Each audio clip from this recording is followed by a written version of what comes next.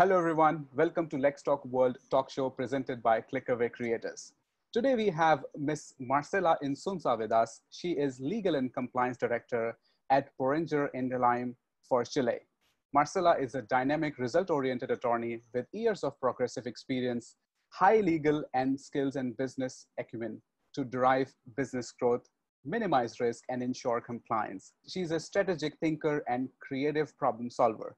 She has worked for highly reputable companies in both public and private sector, where she has debunked myths and proved herself by succeeding in the fields that have historically been dominated by men.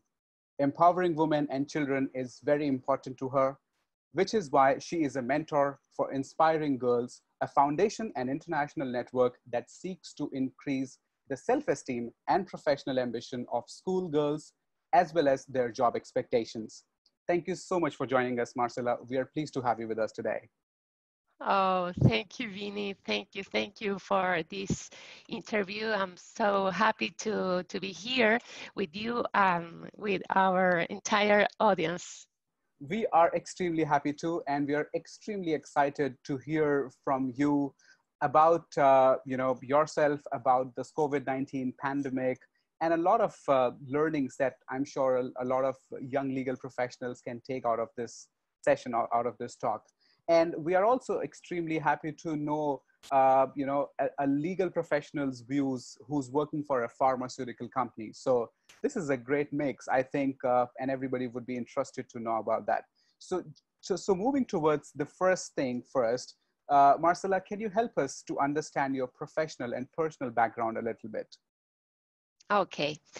Well, I'm a lawyer by profession. I'm a legal and compliance director at Boehringer Ingelheim from Chile, Peru, and Ecuador, South America. I'm also data privacy and crime prevention officer. I have an LLM in business law and multiple degrees in corporate and competition law, but I'm mainly involved in healthcare law. I have worked in highly reputable companies in both the public and private sectors, where I have debunked myths and made a name for myself by succeeding in fields that have historically been dominated by men. I have development in depth knowledge of health care law, an industry that is highly regulated and has many challenges, especially in this historic moment for the humanity. Personally, I'm 40 years old, I'm married, I have 3 children, 2 boys and a girl. In my few spare moments, I like to play with my kids. I love reading, watching movies, riding my bike, and taking care of my plants. I love nature. I've always dreamed of being a lawyer, just as I've been always been concerned with improving myself and giving my all in everything I do. I am convinced to want to do something is to be able to do it.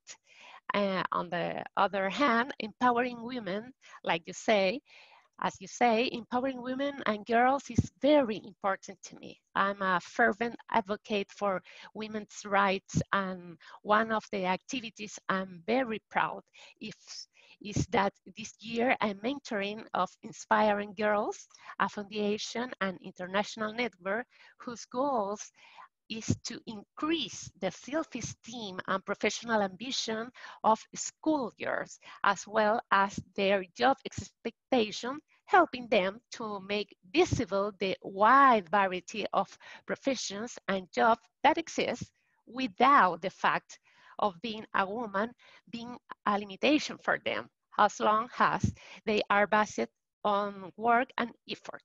I'm also partnerships coordinator, volunteer for Latin America for Love for You, an initiative that aims to democratize access to scientific education. And I'm very happy to have this entertaining conversation with you and our entire audience. We are very happy too. And what I really like about your introduction was that you were very much energetic. And when you talked about empowering women, especially the schoolgirls, And you Yeah, talked about two very important things: education. So you're focusing on schoolgirls. It means that you're focusing on their education. And second, you're making them absolutely. job ready. You're making them work ready. So when they go out of school, they are hired by companies and they are able to take care of themselves and their families on their own. So which is very important, and congratulations on that to you. Thank you very much. Okay, now talking about the pharma sector, since you work for that sector specifically in South American region, I would like to know, and I'm sure a lot of our viewers would like to know, how COVID-19 has impacted this industry in this region, and what sort of solutions do you envision as a legal professional? Mm. This pandemic opened a new reality for the healthcare industry in its widest expression. Therefore, it's important to analyze the challenge present from a new perspective, taking into account the new role of patients, public-private partnerships, research and development, access to medicines and adherence to therapies, transparency and technological transformation. I see that it's important to focus on the following issues. First, the reputation of the pharmaceutical industry to be a challenge.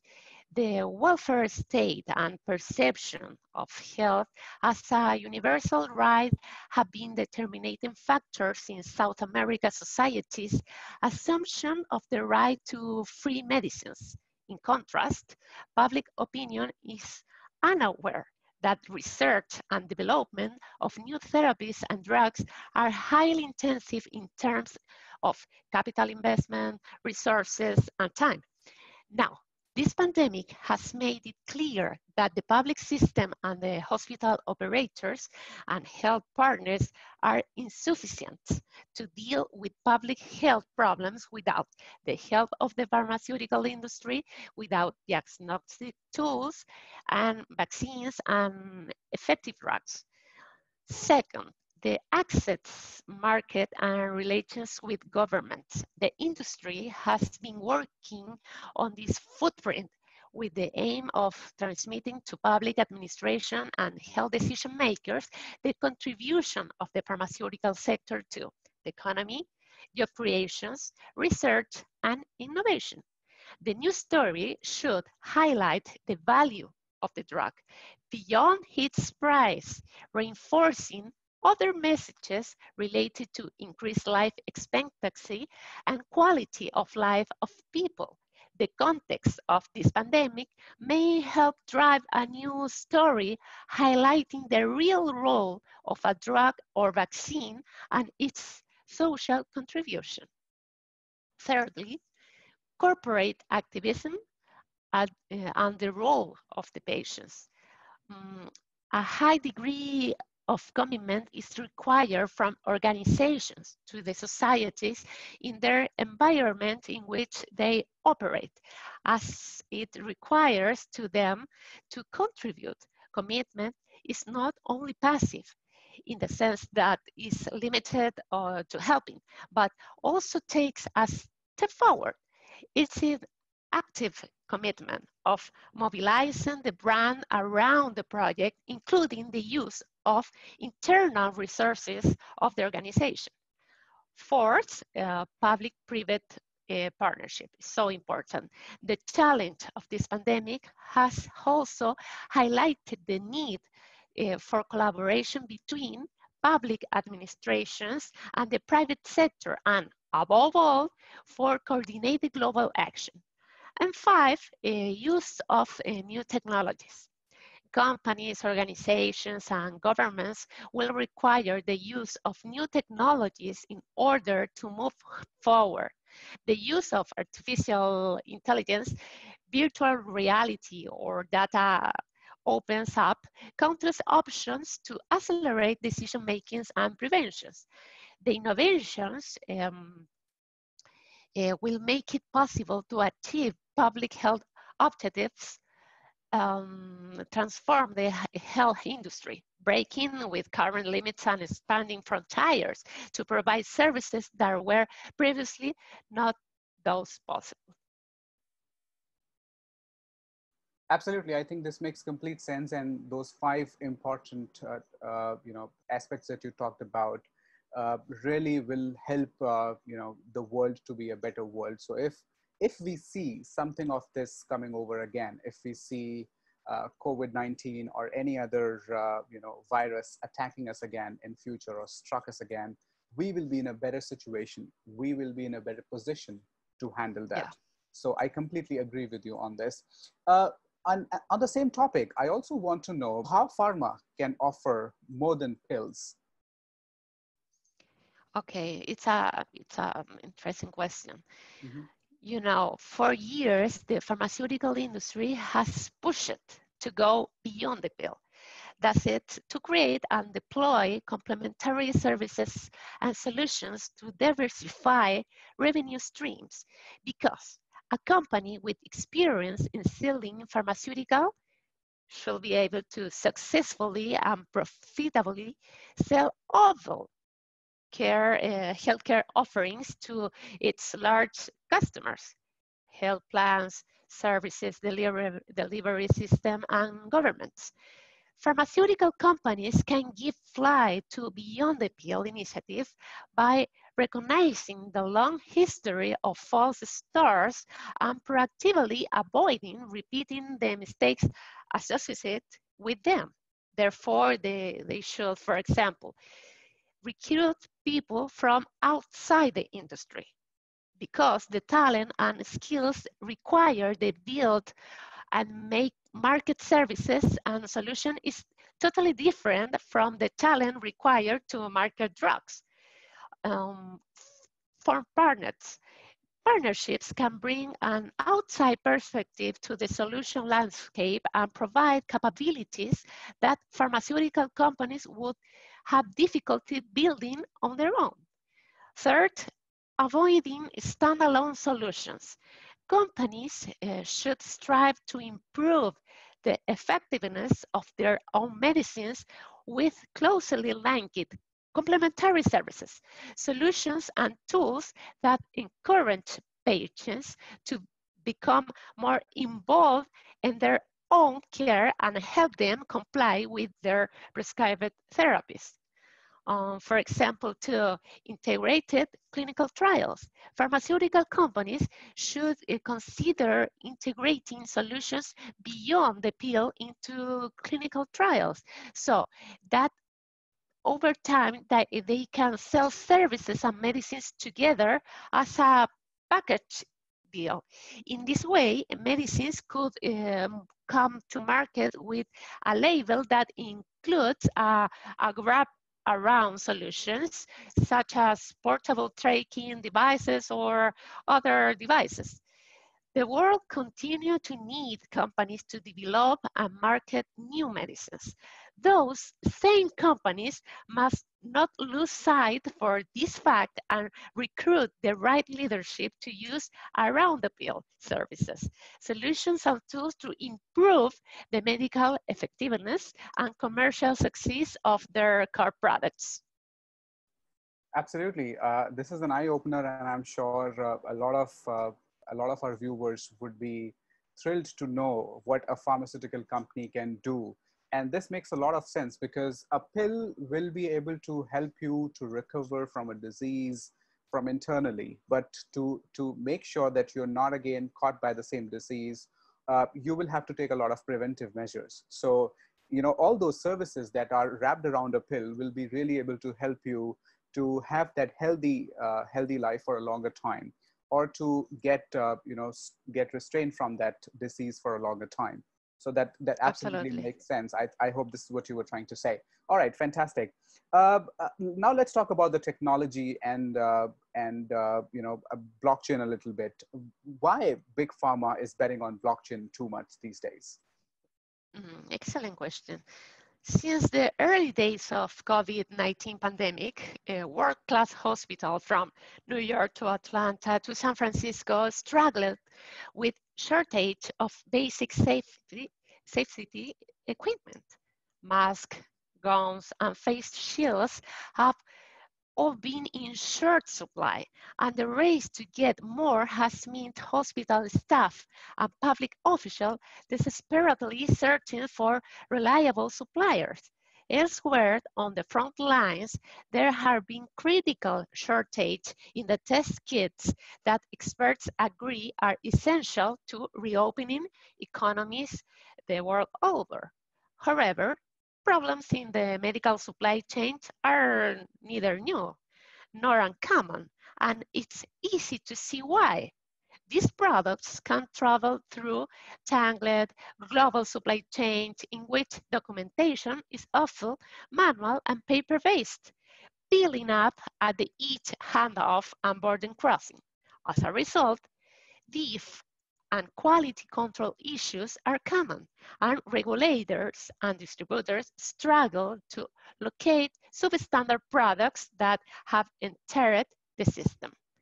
To fix some of these supply chain vulnerabilities, the industry is turning to blockchain technology. With a blockchain, which can make it cheaper, easier, and faster to verify what is true when a business process spans organizations with competing interests, companies can safely work together in a shared permanent ledger. They can do this without giving up control of or even revealing their data, as mathematical proof of data can stand in a trustworthy proxy for actual data.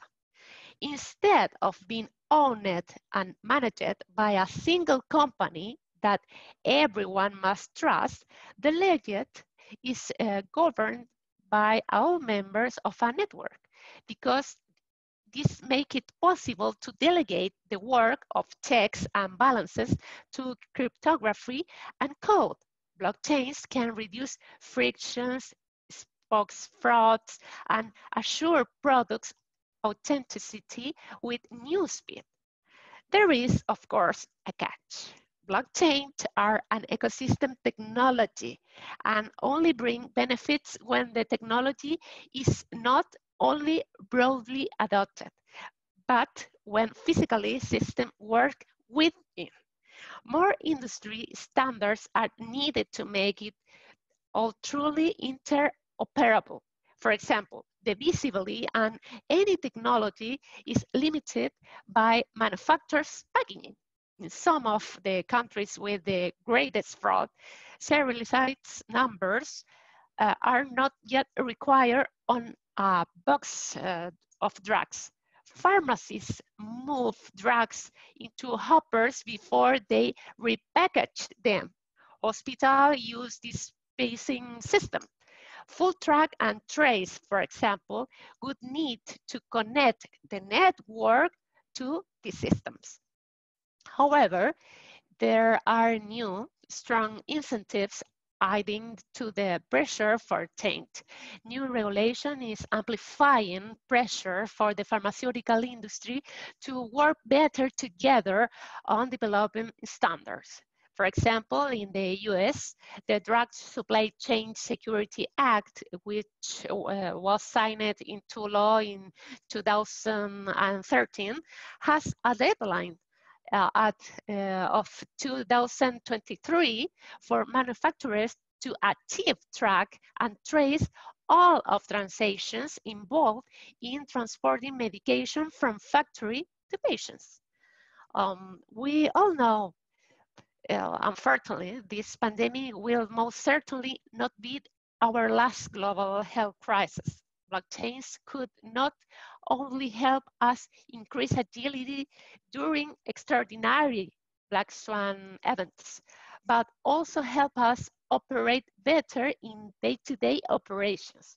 While this work is focused on the pharmaceutical industry, the underlying protocol can be repurposed and customized to advance any supply chain. From the personal perspective, equipment that has been in such short supply to products in any industry has wake up to the fact that our health and economy welfare is interconnected. with those thousands of miles away. It becomes clear that we need to leverage our global resources to effectively fight, fight large-scale problems, Blockchain could help us to do more safely and efficiently. Absolutely. And I think you rightly said this is not going to be the last medical crisis that we are seeing. And we will see such black swan events taking place even in the future. And we might not be able to, if everything is going normal, if we're living our normal lives, we might not be able to realize how important blockchain and other latest technologies can be. But such events, such crisis situations makes us realize that if we had this implemented before, we would have been in a better situation now. So I think it's never too late. If we can do it now, it is very important to do it so that next time we are more prepared and not so Yeah. vulnerable as we are right now. Moving ahead, as a legal professional, Marcela, I would like to know what are those three core values that you truly believe in? Okay. I understand that. It's so important. Well, in my personal case, I think integrity first. As a lawyer, you must ensure integrity in everything you do, guaranteeing the trust of those we are sworn to protect. As General George Patton once said, you're always in a parade. Those who know our profession and our role in society are always watching. As a result, we have a duty to maintain the highest standard of conduct and civility, both on and off the job. We must always maintain the trust that society provides by living a life of integrity. Second value, honesty. Perhaps the most important quality of any lawyer and of anyone in general. A good lawyer will not be afraid to tell you the truth, whether you want to hear it or not. A good lawyer is realistic and objective in his advice and will never hide the truth from his client, to whom he will realistically inform in order not to create false expectations. And a third value that is very relevant to me is excellence. I really strive every day to give the highest quality and professionalism in everything I do. Quality is an attitude, a state of mind, a concept that is reflecting not only in the workplace, but in all areas of a person's life. The best way to achieve is through participation, motivation, and self-improvement on daily basis. Those are three pillars in which I base the exercise of my profession day by day, Vinny. Absolutely amazing. I think the one that I personally like the most is excellence. And you rightly said, quality is an attitude. I'm completely in sync with you on all those three core values that you talked about. And I'm sure a lot of our viewers would also be listening to it, and they would also be gaining that knowledge that in this profession, or maybe in general in any profession, if you have those three values, you will definitely have a flourished career. So with this, Marcela, I would like to thank you so much for sharing those great insights with us. It was a great session. I really enjoyed talking to you. We would definitely like to have a chat once again in the future on some other topics in the legal industry. And I'm sure we'll have so much to learn from you out of your experience.